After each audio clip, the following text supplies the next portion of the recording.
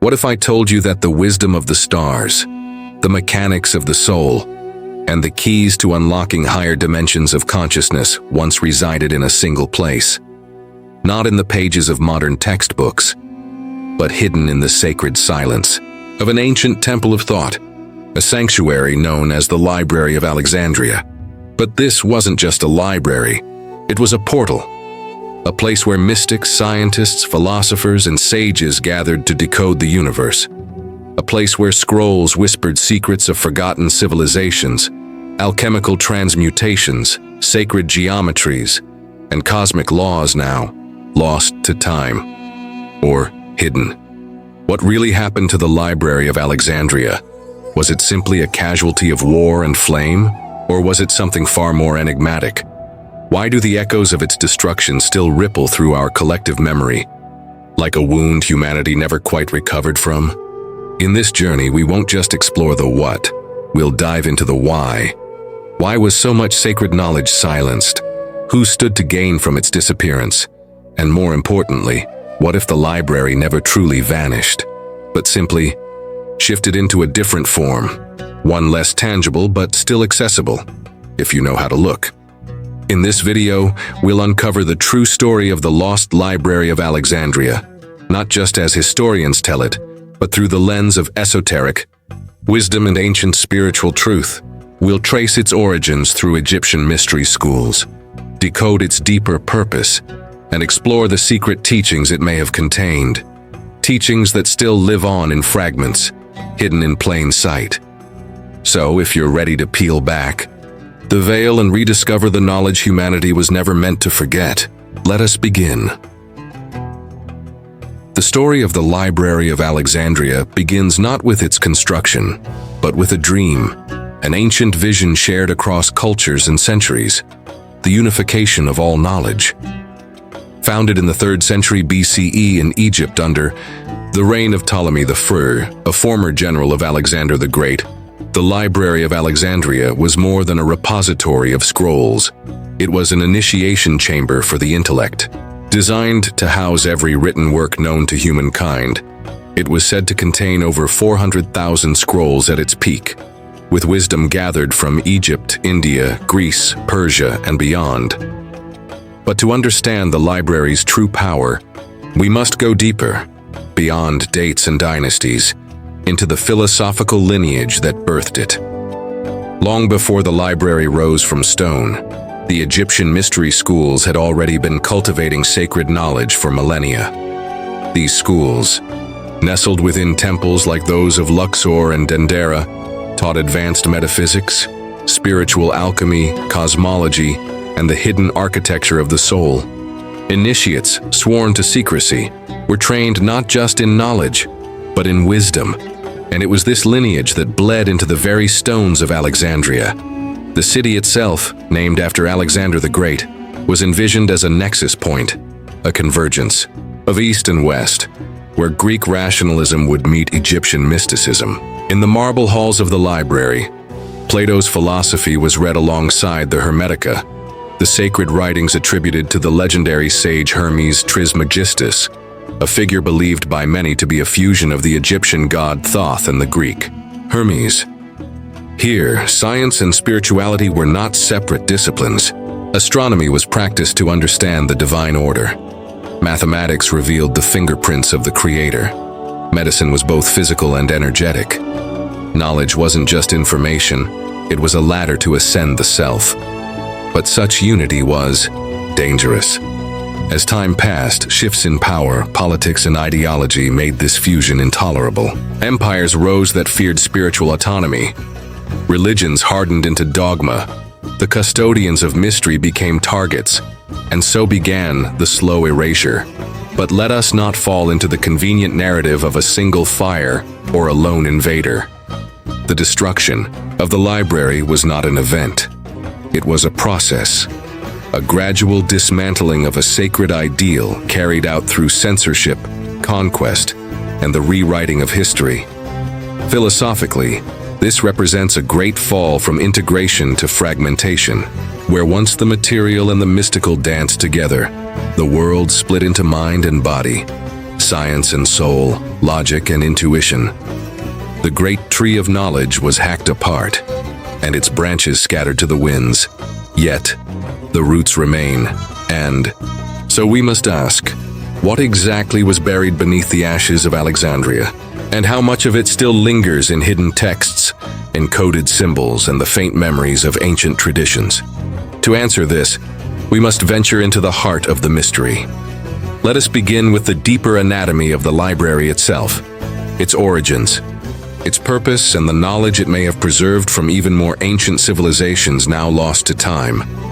To truly understand what was lost or hidden, we must first understand what the Library of Alexandria was.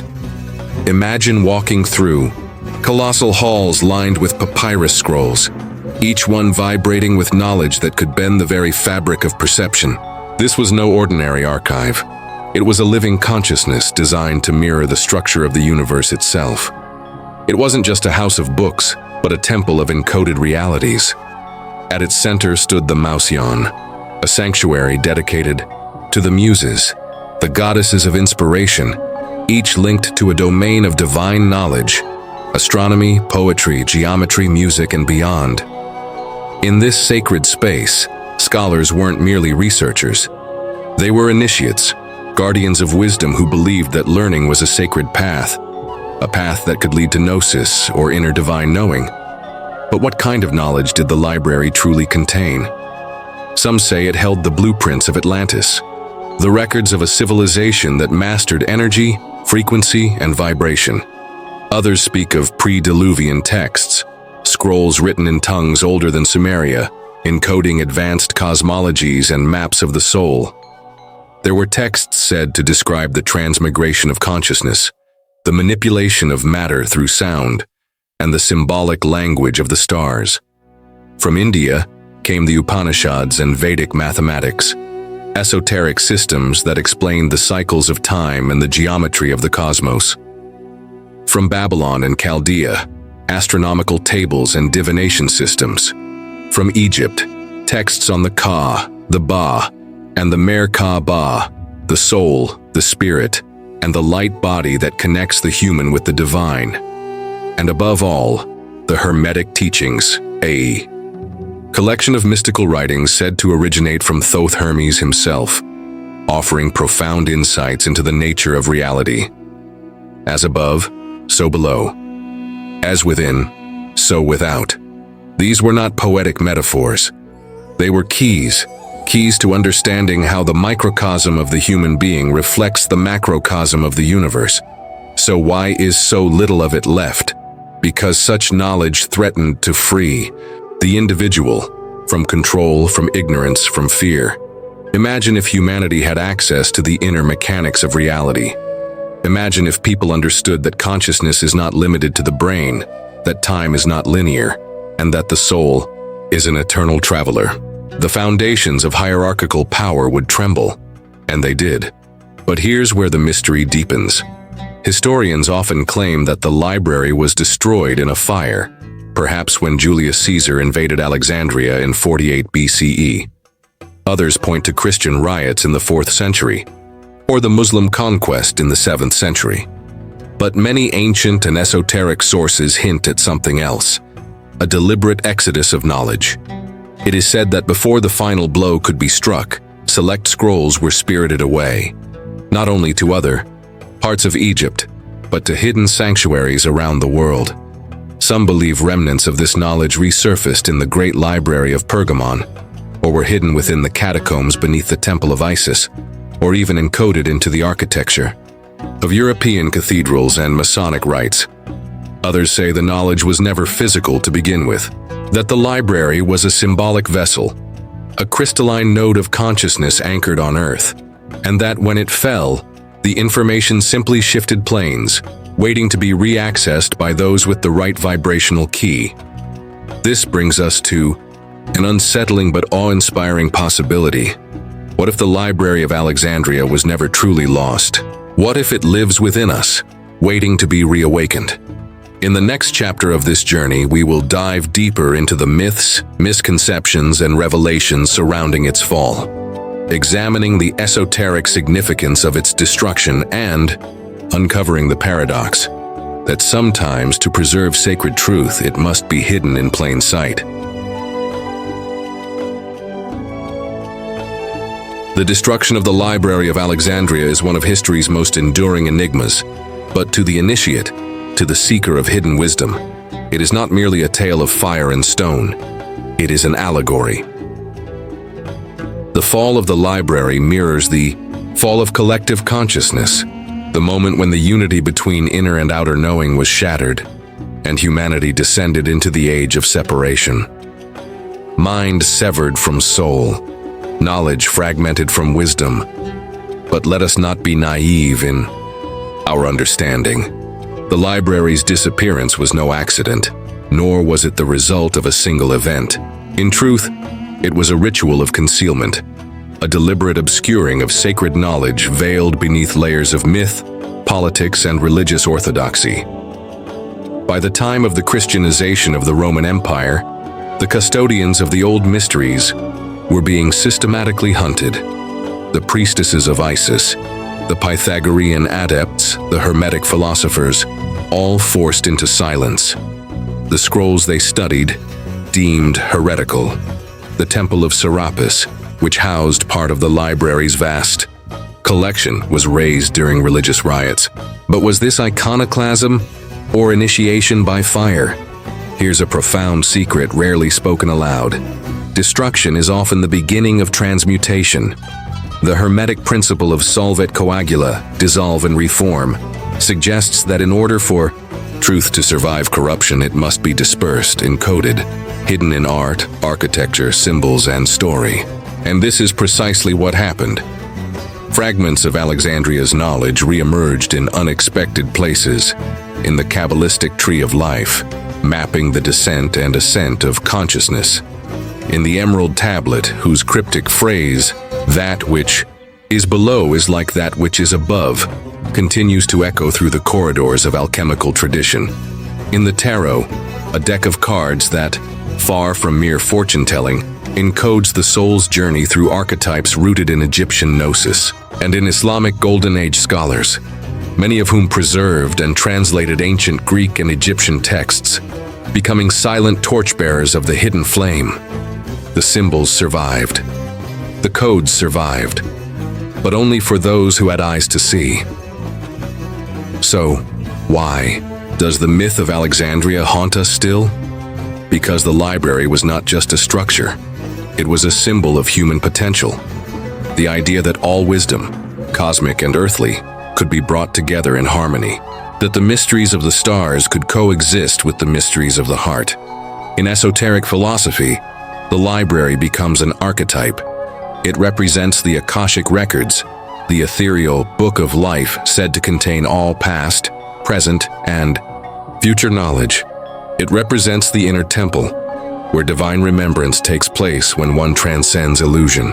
It even represents the lost golden age, that prelapsarian time when gods and mortals walked together, and consciousness was unified. And here lies the paradox. To protect the flame, it had to be hidden in the ashes. So we must ask ourselves, not just what happened to the library, but what happens when we begin to rebuild it. Not in marble halls, but in our own consciousness. For when we meditate, when we dream, when we create sacred ritual or seek inner truth, we step into that ancient sanctuary once more. Each insight, each remembered fragment, is a scroll retrieved. Each act of awakening is a stone restored. And maybe, just maybe, the library was never meant to survive as a building. Maybe it was always meant to live within us. But awakening the inner library requires more than curiosity. It demands discipline, intuition, and a willingness to dismantle the illusions we've inherited. In the next chapter, we'll explore how to access this inner wisdom, the practical tools, rituals, and mental shifts that can reactivate the seeker's path. Because the real story of the Library of Alexandria isn't about what we lost, it's about what we can reclaim. If the Library of Alexandria was a mirror of cosmic consciousness, and if its scrolls were but echoes of truths already inscribed within the human soul, then reclaiming that knowledge is not a matter of time travel, but of inner awakening. So how do we, in a world of noise and distraction, begin to access this sacred inheritance? It starts with stillness. Just as ancient initiates would enter the temples in silence, fasting, and ritual purification, we too must create a sacred inner space, free from the chatter of ego and the noise of the world. This is not passive meditation. This is a return to the inner sanctum. Here is a simple but powerful ritual you can begin today. The Scroll of the Soul, a daily practice. Create a sacred space. Choose a quiet corner of your home. Cleanse it with incense, salt, or sound. Place a candle, a journal, and, if you like, a symbol of wisdom. A book, a crystal, an ankh, or even a pine cone, the symbol of the pineal gland, the inner eye. Enter the temple within. Sit comfortably. Close your eyes. Breathe in slowly through the nose, out through the mouth. With each exhale, let go of thought. With each inhale, invite presence. After a few minutes, place your awareness in the space, between your eyebrows, the seat of the third eye. Visualize a great hall, endless, ancient, lined with golden scrolls and illuminated by a light that seems to come from nowhere. This is your inner library. Ask for a scroll pose. A simple question, aloud or within. What wisdom is mine to remember today? Don't force an answer. A word, image, or emotion may rise. Trust it. Record it in your journal as if it were a lost fragment recovered. Over time, this practice begins to train the mind to listen and the soul to speak. The veil thins. Synchronicities increase. Wisdom that seemed external now arises from within. But there's more. To truly walk the path of the ancient seekers, you must engage in multidimensional learning, what the ancients called paideia or Sophia, the cultivation of the full being. Here are 3 additional tools drawn from the mystery traditions. Sacred geometry study, begin observing the sacred. Patterns in nature, the Fibonacci spiral, the seed of life, the golden ratio. These were not mathematical curiosities to the ancients. They were doorways into divine intelligence. Sketch them. Meditate on them. Let their harmony align your consciousness. Dream incubation before sleep. Write a question in your journal. Ask the library, your higher self, for guidance. In the dream state, the conscious mind releases control, and the subconscious opens. Upon waking, write down anything you recall. Even fragments can contain keys. Symbolic language mastery. Study esoteric systems like tarot, runes, or the I Ching, not as divination tools, but as symbolic languages. These systems encode universal archetypes, the same ones the library once preserved. They train your mind to perceive reality mythically, rather than literally. The key to accessing the hidden library is not amassing more data. It is refining perception. You don't need to become a scholar. You must become an initiate, because, in truth, the burning of the library was never just about scrolls. It was about our ability to trust inner knowing, to reclaim the divinity of mind, body, and spirit working in harmony. You are not a passive student of lost wisdom. You are its living continuation. In our final chapter, we'll reflect on the journey and leave you with a closing thought that just might stay with you for the rest of your life. What if the greatest tragedy of the Library of Alexandria wasn't its destruction, but our forgetting? The loss of scrolls, buildings, and temples? Yes, these were wounds. But the deeper wound was the severance from inner wisdom, from the quiet knowing that we are not separate from the divine, that the stars speak in symbols, that every cell of your being is encoded with a story far older than your name, and yet, this story is not finished. The myth of the library lingers, not because of nostalgia, but because something within us remembers. A faint echo of parchment and flame, a feeling that behind the veil of modern life there lies a door to remembrance, to wholeness, to the hidden chambers of the soul. Perhaps you've already felt it, that tug at the edge of dreams, that strange synchronicity that makes your heart pause. The sensation that you've read this before even though you've never seen it. That is the inner library. Calling. And if you've made it this far in the journey, it means you are no ordinary seeker. You are among the few who carry the spark. The same spark that once lit the scrolls of Alexandria and now flickers within your awareness. So here is the question I leave you with. What will you do with that spark? Will you let it fade into comfort and conformity? Or will you fan it gently, fiercely, into flame, into the light that reveals forgotten truths, the light that resurrects ancient wisdom, not in marble halls, but in the temple of your awakened mind? Because the library was never truly lost. It was scattered, yes, hidden, yes, but never destroyed, and now it waits to be rebuilt. One insight, one ritual, one seeker at a time. If this journey stirred something in you, share it. Let others remember, let others return. And if you wish to continue walking this path together, subscribe, comment, and share your reflections below. The library lives on in you, and this is just the beginning.